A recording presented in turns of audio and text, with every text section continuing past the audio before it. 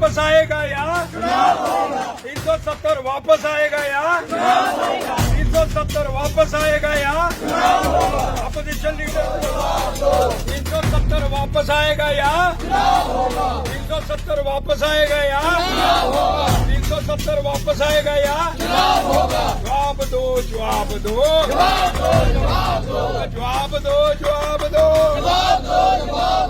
Opposition leader जवाब दो opposition leader जवाब दो।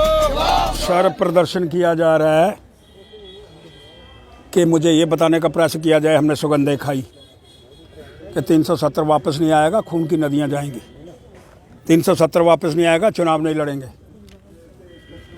370 हमारी यान है, 370 हमारी शान है, 370 कश्मीरियों का हक है। और आज आप धरना दे रहे हैं कि आप चुनाव क्यों नहीं कराते? डबल स्टैंडर्ड है। पहले ये तय कर लो कि आज के बाद हम सिर्फ चुनाव लड़ेंगे, 370 के विषय में कोई शब्द नहीं कहेंगे। तय कर लो, फिर तो जनता को समझ आएगा। ये 370 को भूल गए, 370 के विषय में कोई बात नहीं करेगा। अपोजिशन ने अपने एजेंडे से 370 को बाहर निकाल दिया। तय कर लो। लेकिन जनता को मूर्ख बनाने का प्रयास कि 370 नहीं आएगी तो हम चुनाव नहीं लड़ेंगे। तो फिर तुम इकट्ठे होकर के धरना क्यों दे रहे हो? भाई चुनाव कराओ या कहो 370 छोड़ दी, 370 समाप्त हो गई, अब हम 370 के विषय के अंदर कोई शब्दावली का प्रयोग करने का प्रयास नहीं करेंगे। तो कश्मीर की जनता को मूर्ख बनाने का प्रयास क्यों होगा? और मैं बड़ा स्पष्ट करना चाहता हूँ, डबल स्टैंडर्ड नहीं चलने दूंगा। गुप्ता साहब, आपको लगता है कि महबूबा मुफ्ती नहीं पहुंची, फारूक साहब नहीं पहुंचे, जिन्होंने ये प्रदर्शन ऑर्गेनाइज किया था? ये उसका सवाल का जवाब तो वो दोनों दे सकते हैं यार। वो क्यों नहीं पहुंचे? कैसे पहुंचेंगे? मैंने यहाँ से भी कहा था तुम पहुंचोगे, मैं तुम्हारे पास वहाँ धरना दूंगा, मैं भी दूंगा। लेकिन मैं सवाल करना चाहता हूँ, स्पष्ट करो यार। ये बैकडोर अपॉइंटमेंट जो करी, जो नौजवानों का हक मारा, जो उनके अधिकारों को छीना, जिससे मिलिटेंसी फैली, आरोप कर रहा हूँ मैं। विधानसभा के अंदर 37 लोगों को आपने लगाया। वो अकबर लोन, पाकिस्तान जिंदाबाद। विधानसभा के अंदर 37 लोग महाराज, ताराचंद। आज महबूबा मुफ्ती कह रही है कि मुझे घर से बाहर नहीं आने दिया, राष्ट्रपति यहाँ पर आई हैं, मुझे घर से बाहर दफ्तर तक नहीं जाने की इजाज़त दी जा रही है। तो कल किसने रोका था उसको? कल किसी ने पकड़ा था उसको? जो कल झूठ बोल सकती है वो आज भी बोल सकती है।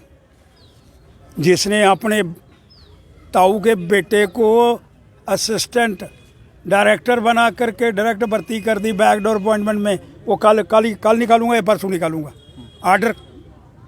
और इसकी फ़ोटो, नाम उसका मदनी। आप पता कर लेना मदनी कौन है। फिर 110 और वो 110 की 10 बैकडोर अपॉइंटमेंट्स। और सरकार से भी कहना चाहता हूँ भाई, 2.5 लाख लोग, इसका 4.5 लाख लोग टोटल, 2.5 लाख उसमें से बैकडोर अपॉइंटमेंट्स। तो इसका मतलब गुंडागर्दी नहीं तो फिर मिलिटेंसी नहीं आएगी तो क्या होगा? जब तुम मेरा हक छीन लोगे, जब तुम्हारा हक छीन लेंगे तो मिलिटेंसी का कारण ये लोग नहीं बने, ये बन गए। मिलिटेंसी को पैदा करने वाले लोग हैं। और आज जब अपना मतलब निकला, 12 सीटें वहाँ मिल गई तो 370 भूल गए।